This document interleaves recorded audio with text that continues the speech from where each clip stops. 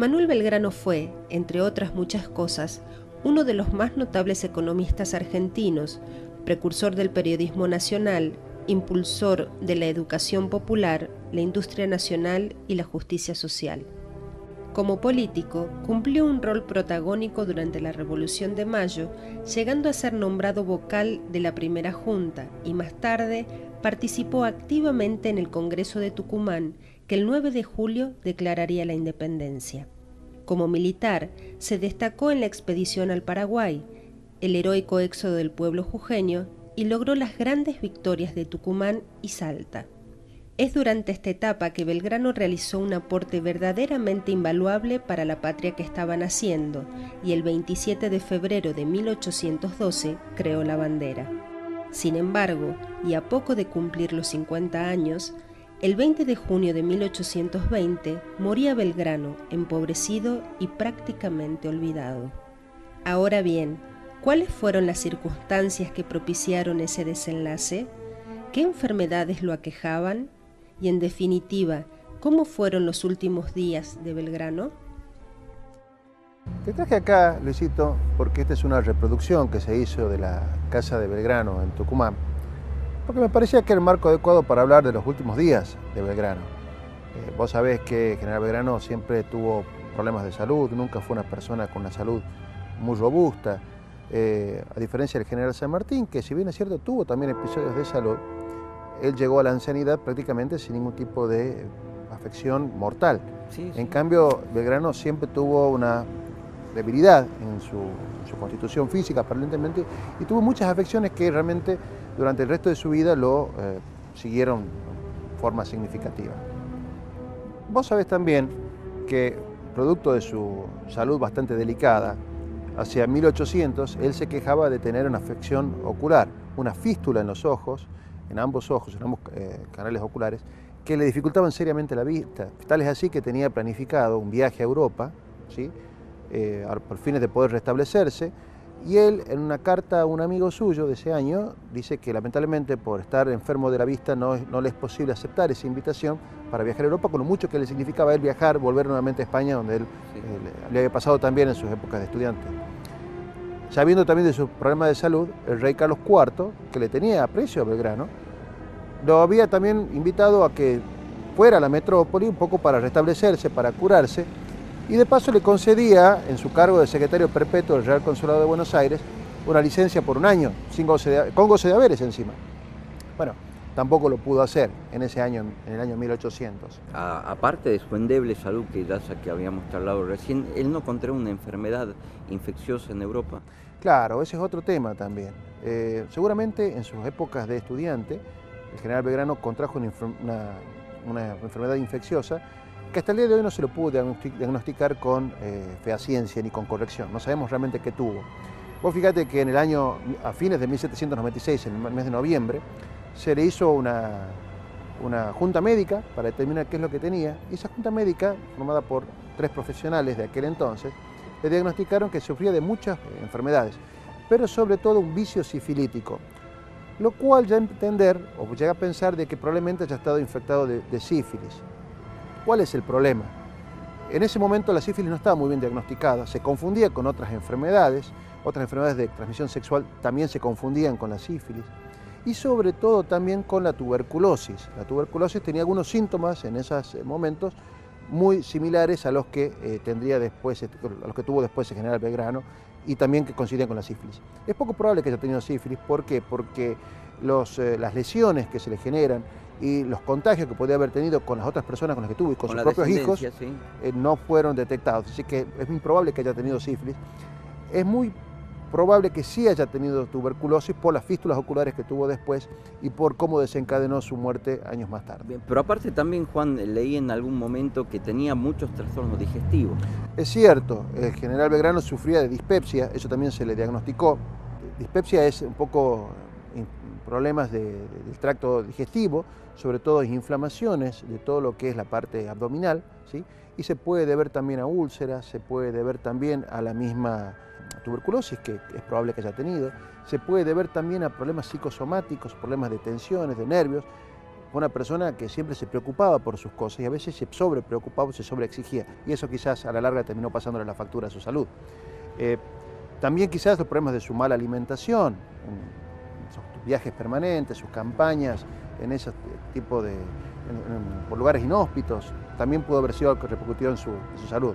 Justamente eso te quería preguntar, ¿cómo hacía, cómo manejaba su salud en tiempo de campañas militares? Ahí está el problema. Vos fíjate que para 1795, agosto de 1795, él estuvo tan mal de salud que tuvo que pedir una licencia en su cargo de secretario perpetuo del Real Consulado y estuvo 7 meses prácticamente sin trabajar, lo reemplazó en ese menester su primo Juan José Castelli como secretario, y tuvo que ir a instalarse para restablecerse hacia la finca de su hermana en San Isidro, o bien pasar a la banda oriental.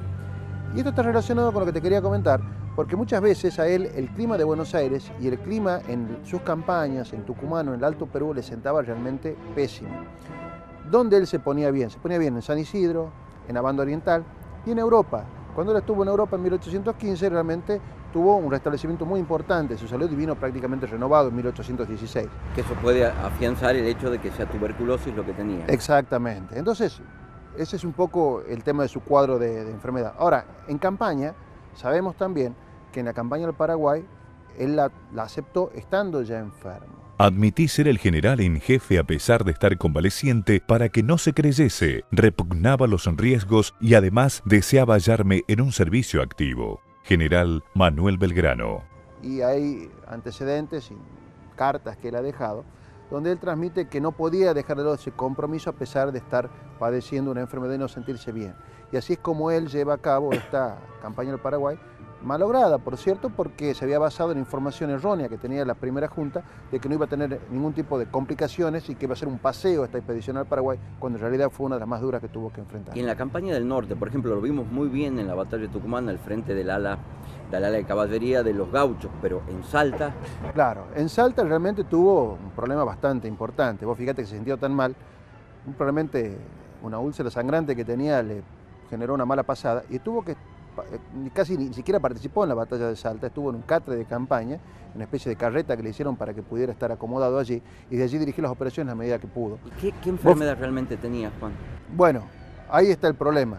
Cuando el médico le hace la autopsia, al final, cuando fallece, le diagnosticó que murió por hidropesía. ¿Qué es la hidropesía? La hidropesía realmente es la acumulación de líquido en el abdomen, en la zona, en el cuello, en los brazos, en las extremidades, ¿sí?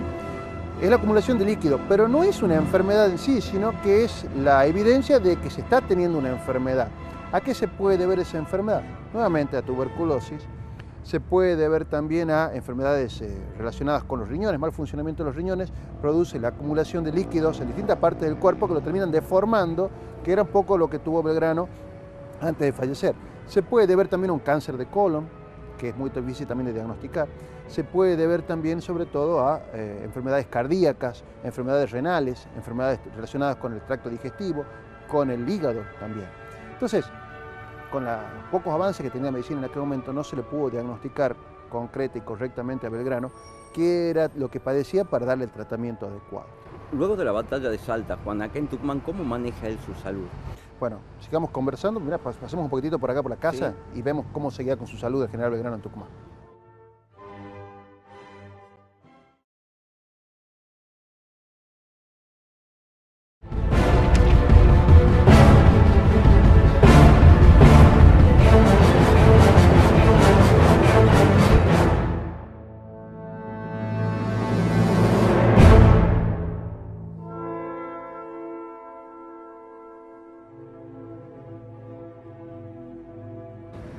Juan, me ibas a contar cómo la campaña o las campañas militares afectó realmente la endeble salud del general Belgrano. Sí, vos fíjate que después de la batalla de Tucumán y después de la batalla de Salta, se inicia la segunda campaña del Alto Perú. Y evidentemente Belgrano en ese momento empieza a sufrir los efectos de una enfermedad que es típica y fue típica de muchos soldados del Ejército del Norte que se introducían en las tierras altoperuanas, y que era el paludismo o la fiebre terciana, y también se le llamaba el chucho. Se ha encontrado una carta del general Belgrano de mayo de 1813, en la cual comenta de que estuvo prácticamente 2 semanas afectado por el paludismo, por esta fiebre terciana, por este chucho, y no pudo prácticamente hablar, y que recién el día anterior se estaba recuperando del habla y podía más o menos ya mantenerse en pie como para poder continuar adelante. Es decir, que él estuvo afectado por el paludismo y eso fue una constante de él durante toda la campaña al Alto Perú en 1813. Sabes después que para 1814, él, después de las derrotas de Vilcapugio y Ayohuma, ya está de vuelta en Tucumán, le entrega el mando al general San Martín y estando enfermo, porque seguía enfermo, vuelve hacia Buenos Aires donde lo llama el gobierno y en 1815 se lo envían como diplomático a Inglaterra para tratar de buscar una solución negociada o pacífica o diplomática a la guerra de la independencia. ¿Cuándo es que se agrava la salud de Belgrano? Bueno, como te decía, en Inglaterra él se mejora en forma providencial, es decir, vuelve con renovados bríos, con mucha energía, aparentemente el clima de Europa le sienta bien y retorna a la Argentina, a las Provincias Unidas del Río de la Plata, a fines de 1815. Llegando a 1815 a Buenos Aires, es enviado al Tucumán, viene a Tucumán para el Congreso de 1816, para que diera cuenta de cómo fueron sus gestiones diplomáticas en Londres. Y al principio estaba todo bien, pero poco a poco, desde 1818 y 1819, su salud poco a poco se empieza a deteriorar cada vez más. ¿Y a qué va asociado eso, Juan? Eso todavía no se sabe, pero muy probablemente fue esa tuberculosis que vuelve a tener un rebote, o ese mal que en definitiva fue el que lo terminó llevando a la tumba. Para febrero de 1819, Belgrano recibe instrucciones del directorio, del director Pueyrredón, para que bajara con su ejército para enfrentar a los caudillos del litoral, a Gervasio Artigas, a José Gervasio Artigas, a Estanislao López y a Francisco Ramírez, que estaban asolando toda la zona del litoral y interceptaban las comunicaciones entre Buenos Aires y el Ejército del Norte, asaltaban los convoyes de armamentos. ¿Es al único general que le piden eso? No, también se lo pidieron al general San Martín. El general San Martín no obedece, es la famosa desobediencia histórica del general San Martín. El general Belgrano, sabiendo que dentro de todo, además de la falencia que pudo haber tenido en ese momento el director supremo y el Congreso de Tucumán, que estaba funcionando ya en Buenos Aires, era la forma más respetuosa y organizada que teníamos y civilizada de organizarnos como país. Entonces él decide apoyar, ve que es importante terminar con estos movimientos sediciosos de los caudillos, obedece y se pone al frente del Ejército del Norte el 1 de febrero de 1819. Terminar con la anarquía que es. Terminar con la anarquía, con las montoneras federales, y baja, te imaginás, en su estado de salud ya bastante complicado, no dudó en ponerse nuevamente el uniforme y atravesar Tucumán, Santiago del Estero, Córdoba y llegar a Santa Fe a los fines de tratar de sofocar el movimiento de los caudillos. Y eso seguramente empeora el estado de salud precario que tenía. Pero antes de salir de acá de Tucumán, su médico, el doctor norteamericano Redhead, y sus amigos, sobre todo Balbín, le desaconsejaron completamente en ir. Le decían, no, general, usted no está en condiciones de hacerse cargo de esta nueva campaña, quédese acá. Estaba en su casa en Tucumán, en una localidad muy cercana acá donde está la reproducción de la casa belgraniana, que mandara otro oficial haciéndose cargo de la jefatura del Ejército del Norte. Pero él no dudó un segundo y dijo no, que él tenía miedo de que esta anarquía que se estaba instalando ya en las distintas provincias del Río de la Plata terminaran afectando como un germen al Ejército del Norte que se estuviera disolviendo si no estuviera él al frente, como efectivamente en forma profética ocurrió después cuando él ya no estaba gobernando o comandando el Ejército del Norte. Entonces se hace cargo de esta campaña contra los caudillos del litoral hasta que ya no pudo más. En septiembre de 1819 el general Belgrano se da a sí mismo licencia porque realmente su situación estaba en un estado terminal, él se siente ya que va a morir. Se despide de sus soldados en una ceremonia emotiva y en un carruaje, poco desvencijado, emprende su viaje de retorno, no a Buenos Aires, que hubiera sido quizás lo mejor para que lo atendieran mejor, tenía su familia, sino que vuelve nuevamente a Tucumán, a su casa, cerca del reducto de la Ciudadela, que es lo que había construido San Martín y donde él había estado acantonado originariamente el Ejército del Norte. Claro, porque la última voluntad del general Belgrano era pasar sus últimos días acá en Tucumán. Por algo, ¿qué es lo que sucede, Juan, que no pasa eso? ¿Cuál es el problema? Acá en Tucumán él tenía a su hija que había nacido, que no la conocía todavía, su hija había nacido mientras él estaba en campaña contra los caudillos. Él llega acá aproximadamente en octubre de 1819, era una bebé de pocos meses, le llamaba su palomita. En su casa la recibe, se la traen poco a poco. Él quería ver también a su amor, que era Dolores Helguero, pero cuando él vuelve se da cuenta que Dolores se había casado con un señor de Catamarca y ya no podía estar con él. Entonces se amarga un poco. Para fines de 1819 estalla un golpe de Estado en Tucumán, una revolución, capitaneada por Bernabé Arauz, que si bien es cierto él no aparece formalmente ni da la cara como responsable del movimiento, sí lo hace un allegado suyo que es un capitán Abraham González, y que temeroso de que Belgrano quiera respetar la legalidad y mantenerlo al gobernador Feliciano de Mota Botello, que era el que estaba en funciones y que él había contribuido a que estuviera, irrumpen en la casa de Belgrano e intentan ponerle grillos, o sea, en los pies, para evitar de que pudiera tomar algún tipo de actitud para entorpecer este movimiento sedicioso. Estando presente en la casa el doctor Redhead, se interpone ante estas personas, digamos, irrespetuosas que habían irrumpido en la casa de Belgrano e impide con su actitud de que se consume esta afrenta al general. Pero el general Belgrano queda herido en su sensibilidad, además ya... Bernabé Arauz fue mano derecha de él justamente. Exacto. Bernabé Arauz se una persona de confianza de él absoluta en la batalla de Tucumán, le tenía mucho aprecio, habían tenido sus diferencias en los últimos años, pero no era para tanto como para que llegaran a este punto. Yo no creo que haya sido idea de Bernabé Arauz esto de engrillar a Belgrano, quizás era una iniciativa del propio golpista que era este capitán Abraham González. Yo quería a Tucumán como a mi propio país, pero han sido tan ingratos conmigo que he determinado irme a Buenos Aires, pues mi enfermedad se agrava día a día. General Manuel Belgrano.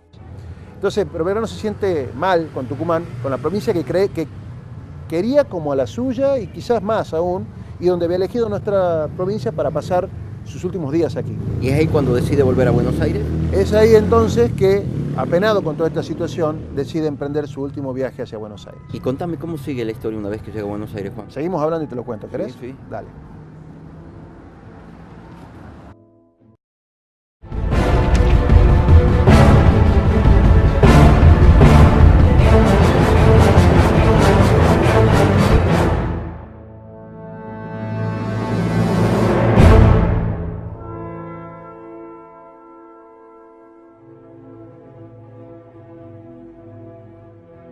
Juan, me ibas a comentar del retorno del general Belgrano hacia Buenos Aires. Sí, para febrero de 1820, Belgrano decide emprender el viaje desde acá, desde Tucumán, desde esta zona, hacia su ciudad de origen, su ciudad natal, Buenos Aires. El viaje fue muy penoso, estaba acompañado por su amigo Celedonio Balbín, un amigo tucumano, que le facilitó dinero, le prestó dinero hasta para que pudiera desplazarse. Vos sabés que Belgrano termina sus días en absoluta pobreza, contrariando los 40 primeros años de su vida, donde había tenido una posición bastante acomodada, bastante buena. Bueno, lamentablemente acá no. Se le debían sueldos de años de servicio y que nunca los reclamó. Fue también su confesor particular y fue también Joseph Redhead, este médico norteamericano, que lo atendía y que le dio muy buenos servicios acompañándolo en el viaje.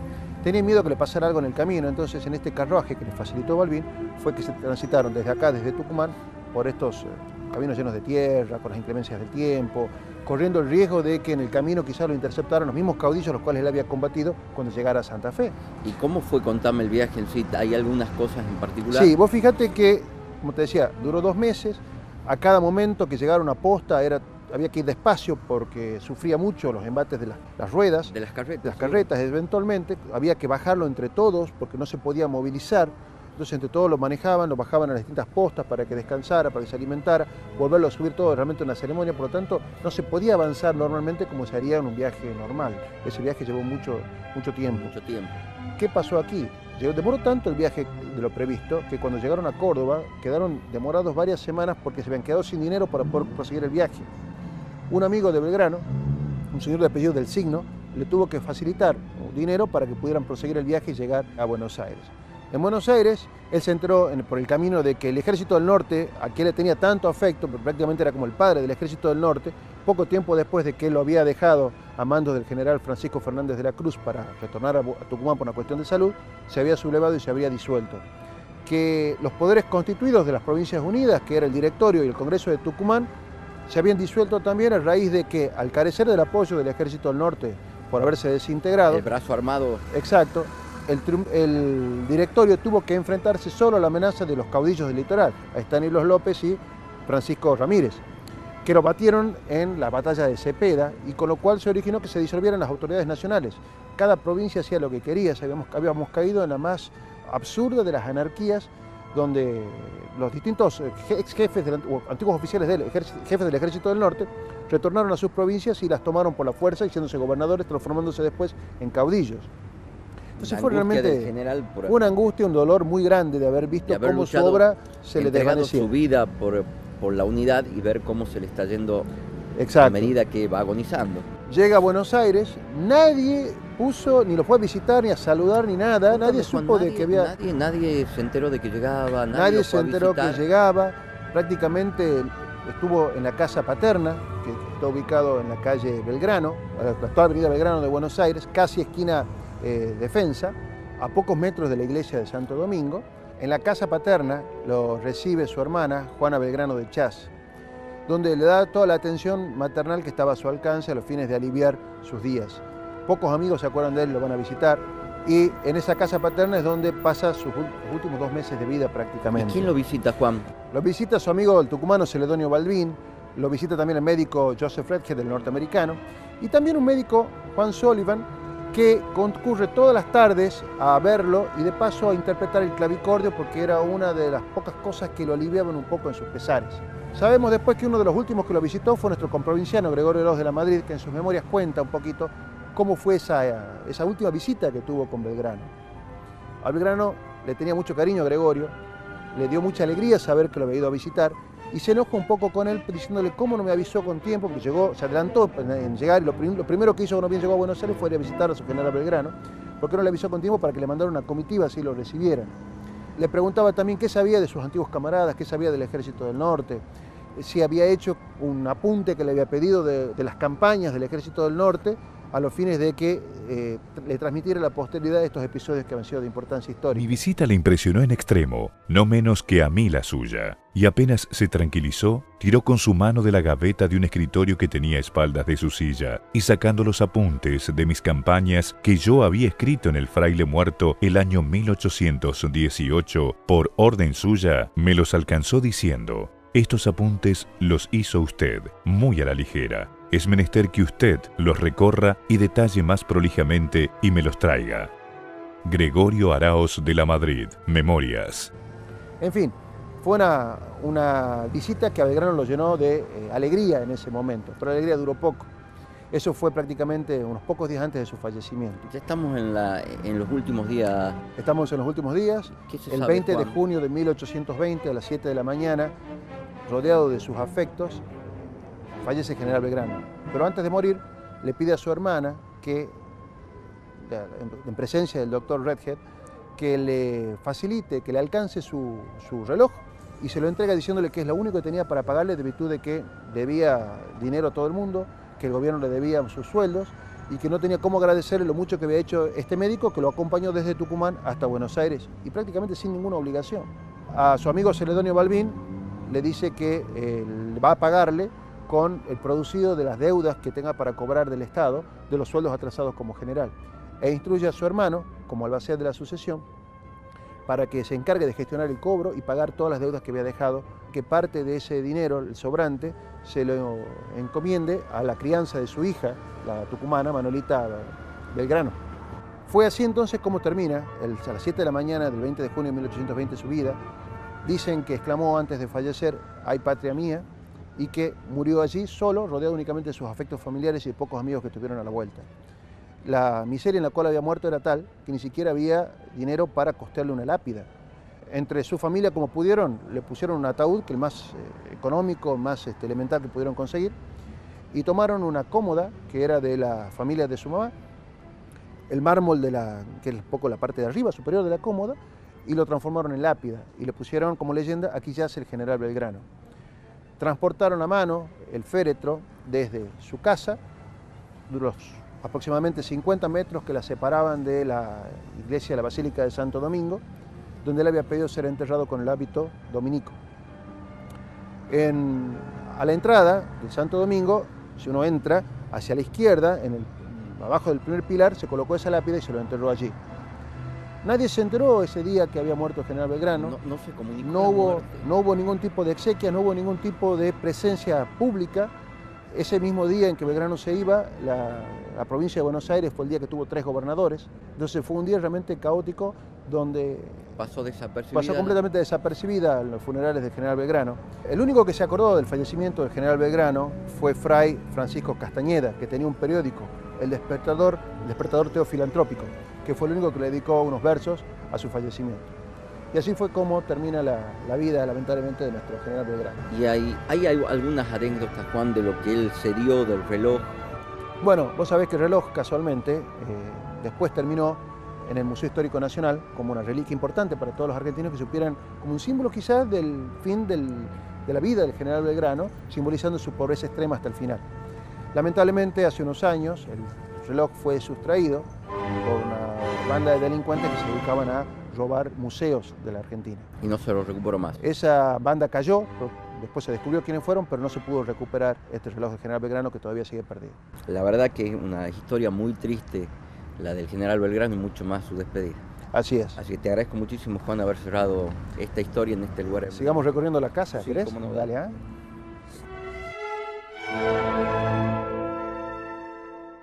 Triste funeral, pobre y sombrío, que se hizo en una iglesia junto al río, en esta capital, al ciudadano, Brigadier General Manuel Belgrano. Obituario publicado por El Despertador Teofilantrópico Místico Político, periódico editado por Fray Francisco de Paula Castañeda.